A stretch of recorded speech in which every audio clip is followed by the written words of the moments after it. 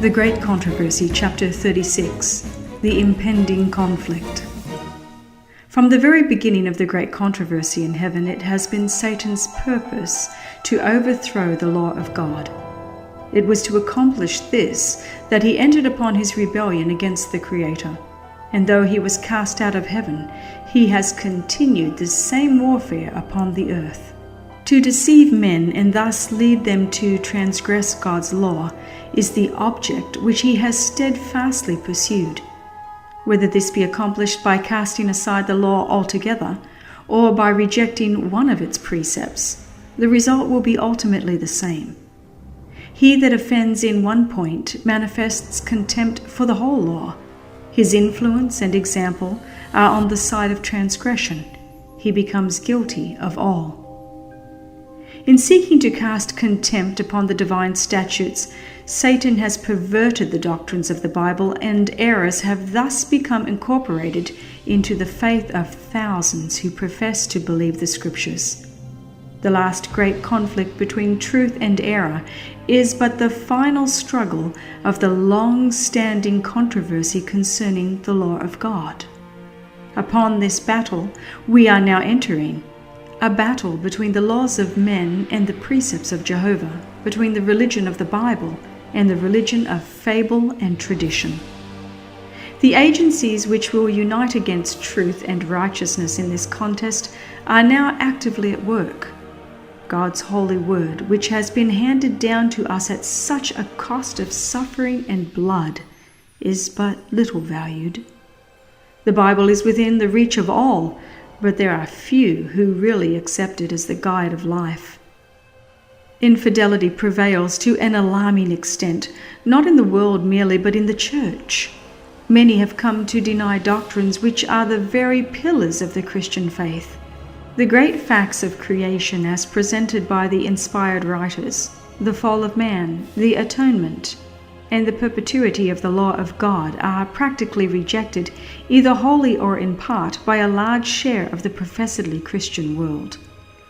Thousands who pride themselves upon their wisdom and independence regard it as an evidence of weakness to place implicit confidence in the Bible. They think it a proof of superior talent and learning to cavil at the Scriptures and to spiritualize and explain away their most important truths. Many ministers are teaching their people, and many professors and teachers are instructing their students that the law of God has been changed or abrogated, and those who regard its requirements as still valid, to be literally obeyed, are thought to be deserving only of ridicule or contempt. In rejecting the truth, men reject its author. In trampling upon the law of God, they deny the authority of the lawgiver. It is as easy to make an idol of false doctrines and theories as to fashion an idol of wood or stone. By misrepresenting the attributes of God, Satan leads men to conceive of him in a false character. With many, a philosophical idol is enthroned in the place of Jehovah, while the living God, as he is revealed in his word, in Christ, and in the works of creation, is worshipped by but few. Thousands deify nature, while they deny the God of nature. Though in a different form, idolatry exists in the Christian world today as verily as it existed among ancient Israel in the days of Elijah. The God of many professedly wise men, of philosophers, poets, politicians, journalists, the God of polished, fashionable circles, of many colleges and universities, even of some theological institutions, is little better than Baal, the sun god of Phoenicia. No error accepted by the Christian world strikes more boldly against the authority of heaven. None is more directly opposed to the dictates of reason. None is more pernicious in its results than the modern doctrine so rapidly gaining ground that God's law is no longer binding upon men. Every nation has its laws which command respect and obedience. No government could exist without them. And can it be conceived that the Creator of the heavens and the earth has no law to govern the beings he has made? Suppose that prominent ministers were publicly to teach that the statutes which govern their land and protect the rights of its citizens were not obligatory, that they restricted the liberties of the people, and therefore ought not to be obeyed. How long would such men be tolerated in the pulpit? But is it a graver offense to disregard the laws of states and nations than to trample upon those divine precepts which are the foundation of all government? It would be far more consistent for nations to abolish their statutes and permit the people to do as they please than for the ruler of the universe to annul his law and leave the world without a standard to condemn the guilty or justify the obedient. Would we know the result of making void the law of God? The experiment has been tried. Terrible were the scenes enacted in France when atheism became the controlling power. It was then demonstrated to the world that to throw off the restraints which God has thus imposed is to accept the rule of the cruelest of tyrants. When the standard of righteousness is set aside, the way is open for the prince of evil to establish his power in the earth. Wherever the divine precepts are rejected, sin ceases to appear sinful, or righteousness desirable. Those who refuse to submit to the government of God are wholly unfitted to govern themselves. Through their pernicious teachings, the spirit of insubordination is implanted in the hearts of children and youth, who are naturally impatient of control, and a lawless, licentious state of society results. While scoffing at the credulity of those who obey the requirements of God, the multitudes eagerly accept the delusions of Satan. They give rein to lust and practice the sins which have called down judgments upon the heathen. Those who teach the people to regard lightly the commandments of God sow disobedience to reap disobedience. Let the restraint imposed by the divine law be wholly cast aside, and human laws would soon be disregarded. Because God forbids dishonest practices, coveting, lying, and defrauding, men are ready to trample upon his statutes as a hindrance to their worldly prosperity. But the results of banishing these precepts would be such as they do not anticipate. If the law were not binding, why should any fear to transgress? Property would no longer be safe. Men would obtain their neighbors' possessions by violence, and the strongest would become richest. Life itself would not be respected. The marriage vow would no longer stand as a sacred bulwark to protect the family. He who had the power would, if he desired, take his neighbor's wife by violence. The fifth commandment would be set aside with the fourth. Children would not shrink from taking the life of their parents if by so doing they could obtain the desire of their corrupt hearts. The civilized world would become a horde of robbers and assassins, and peace, rest, and happiness would be banished from the earth. Already, the doctrine that men are released from obedience to God's requirements has weakened the force of moral obligation and opened the floodgates of iniquity upon the world. Lawlessness, dissipation, and corruption are sweeping in upon us like an overwhelming tide. In the family, Satan is at work. His banner waves, even in professedly Christian households. There is envy, evil surmising, hypocrisy, estrangement, emulation, strife, betrayal of sacred trusts, indulgence of lust. The whole system of religious principles and doctrines, which should form the foundation and framework of social life, seems to be a tottering mass, ready to fall to ruin.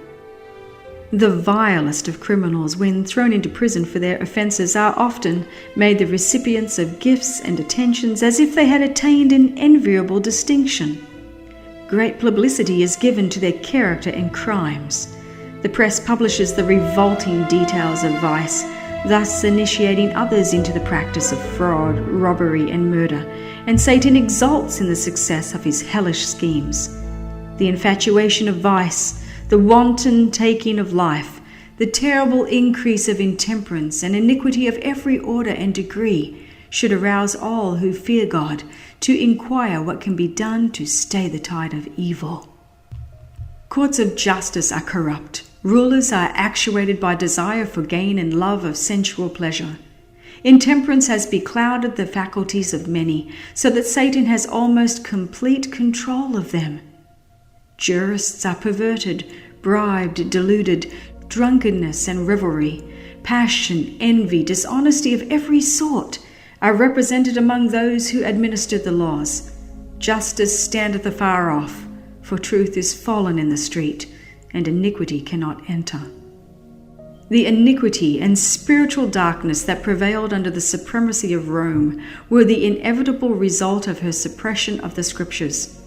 But where is to be found the cause of the widespread infidelity, the rejection of the law of God, and the consequent corruption under the full blaze of gospel light in an age of religious freedom? Now that Satan can no longer keep the world under his control by withholding the Scriptures, he resorts to other means to accomplish the same object.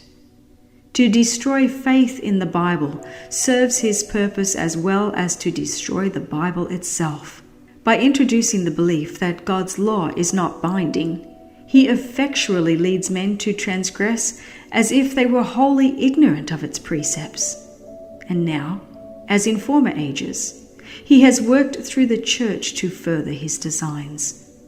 The religious organizations of the day have refused to listen to unpopular truths plainly brought to view in the Scriptures, and in combating them, they have adopted interpretations and taken positions which have sown broadcast the seeds of skepticism.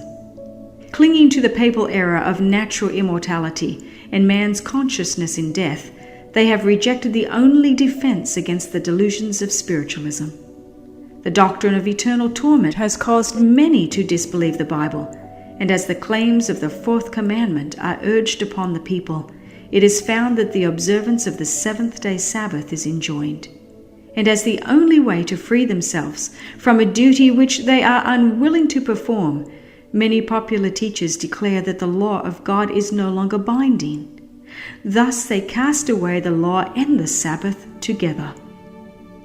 As the work of Sabbath reform extends, this rejection of the divine law to avoid the claims of the fourth commandment will become well nigh universal. The teachings of religious leaders have opened the door to infidelity, to spiritualism, and to contempt for God's holy law. And upon these leaders rests a fearful responsibility for the iniquity that exists in the Christian world. Yet this very class put forth the claim that the fast-spreading corruption is largely attributable to the desecration of the so-called Christian Sabbath, and that the enforcement of Sunday observance would greatly improve the morals of society. This claim is especially urged in America, where the doctrine of the true Sabbath has been most widely preached. Here, the temperance work, one of the most prominent and important of moral reforms, is often combined with the Sunday movement, and the advocates of the latter represent themselves as laboring to promote the highest interest of society, and those who refuse to unite with them are denounced as the enemies of temperance and reform. But the fact that a movement to establish error is connected with a work which is in itself good is not an argument in favor of the error. We may disguise poison by mingling it with wholesome food, but we do not change its nature. On the contrary, it is rendered more dangerous as it is more likely to be taken unawares. It is one of Satan's devices to combine with falsehood just enough truth to give it plausibility. The leaders of the Sunday movement may advocate reforms which the people need, principles which are in harmony with the Bible, yet while there is with these a requirement which is contrary to God's law, his servants cannot unite with them. Nothing can justify them in setting aside the commandments of God for the precepts of men. Through the two great errors, the immortality of the soul and Sunday sacredness, Satan will bring the people under his deceptions. While the former lays the foundation of spiritualism, the latter creates a bond of sympathy with Rome.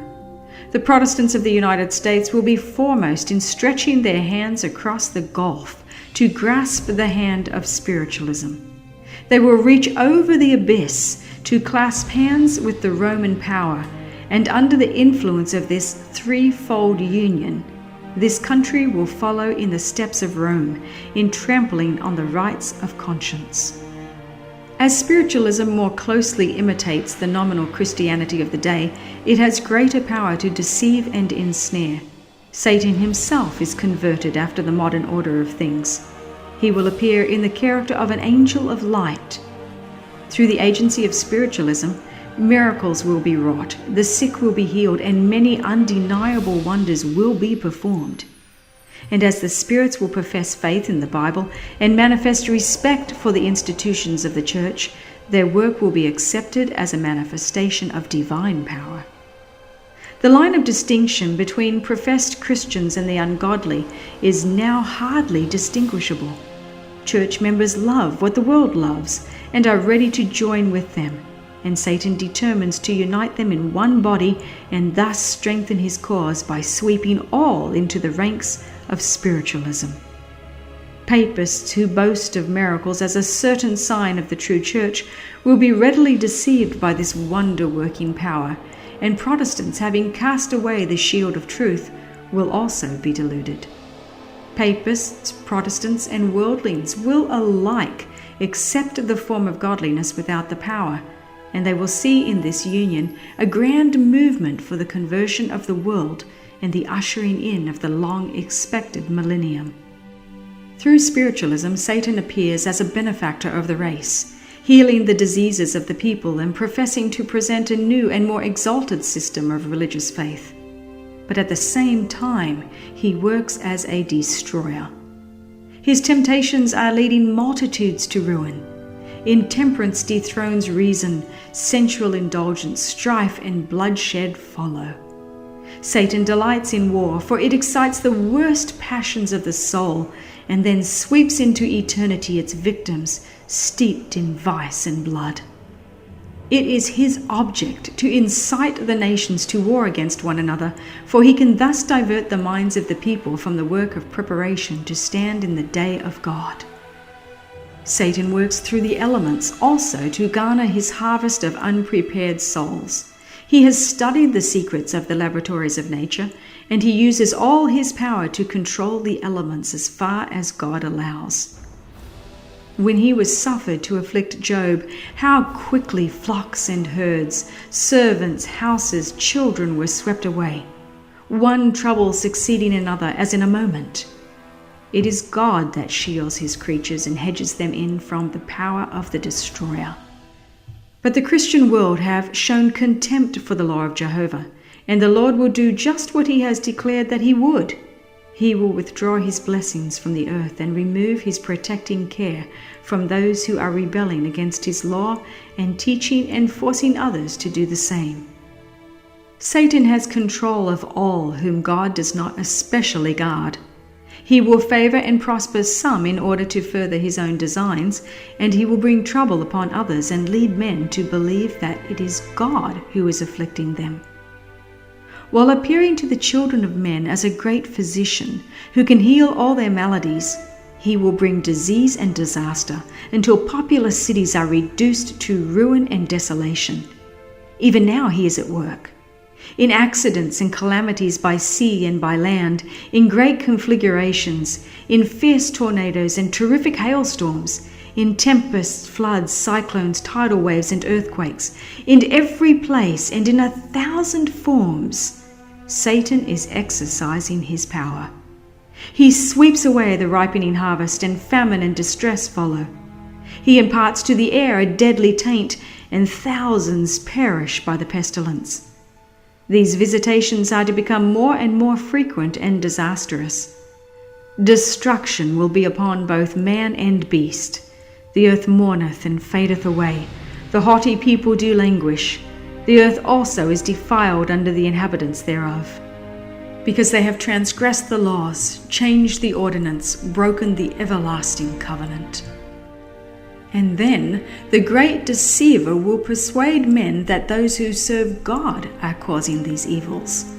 The class that have provoked the displeasure of heaven will charge all their troubles upon those whose obedience to God's commandments is a perpetual reproof to transgressors.